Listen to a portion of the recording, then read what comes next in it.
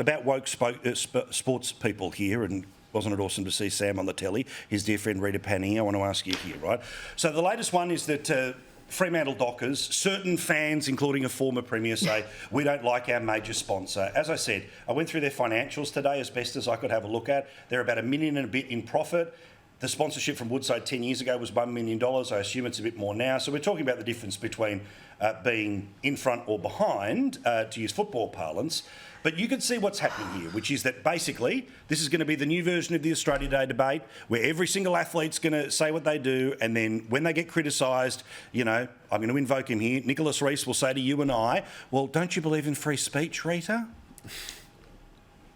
Well, no, we do believe in free speech, Nicholas, but like you say, free speech isn't free from consequence, is it? Free speech is not free from consequence. And if you want to be a virtue signalling athlete who is quite often a big, fat hypocrite, and if you look at all these examples, I can paint some real hypocrisy for you because there's plenty, particularly with Pat Cummins, then there's going to be some consequences. Some of these sponsors, and Alinta perhaps is an example, say, well, sorry, I don't think we want to pour millions into a sport where the major stars are rubbishing us and rubbishing what we do and misrepresenting what we do. Maybe we'll take that money and give it to someone who's actually going to be grateful for our support, or perhaps we won't sponsor sport at all. We'll find some other avenue to do the promotion of the company. So they are playing a very dangerous game, and at some point they're going to pay a price, because it's all well and good when you're earning millions of dollars and you're virtue signalling to the leftist media and saying, look at me, aren't I a good person? Yes, I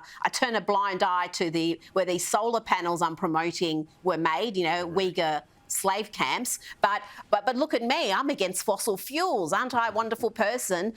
That's easy to do. But when that costs sponsorship, when that's going to affect your pay packet, when that's going to affect how you're perceived by the Australian public, and I can tell you the backlash today, if you look at the comments from people, the talkback radio, people are really annoyed. They hate having politics intrude into sport, whatever the politics of a person is, and they hate the hypocrisy and the double standards. They hate that someone who flies around the world playing cricket, playing under lights, what do you think, you know, powers those lights, can then you know, rail against a fossil fuel company.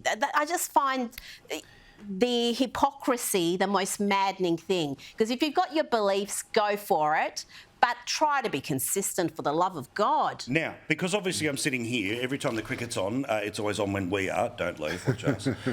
Please, for the next month. I've got to say I had to Google this bloke's name, and I did. Adam Zampa is apparently a cricket player, and he had to say this in support of his captain.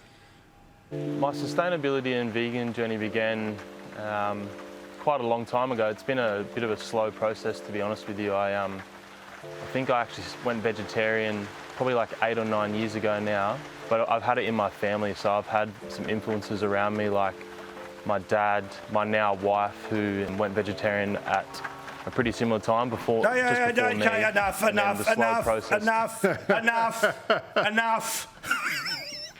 Wow, what a difference that is from Lily and Tomo.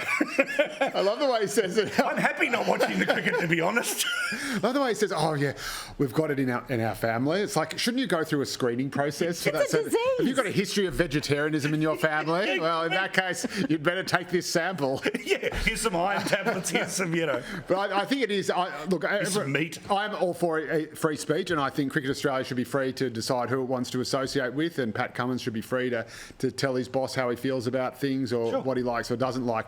But I think, again, it is the hypocrisy that gets you. So if you are going to be holier than thou on an issue like that, then you better make sure you're pretty bloody holy, because you're going to quickly end up boycotting everything, not buying everything, and you're going to quickly run out of sources of money. I mean, it used to be, back in the Roman days, of course, that anyone like the idea of getting your hands dirty was simply to be a merchant, was to be anyone who made their money from anything apart from the land that the senatorial aristocrats owned, whose servants and slaves would till for them. So I suppose sooner or later, every dollar bill is going to have passed through the hands of someone who is less pure than Mother Teresa. And if that's the bar you're setting, you're going to run out of money pretty quickly.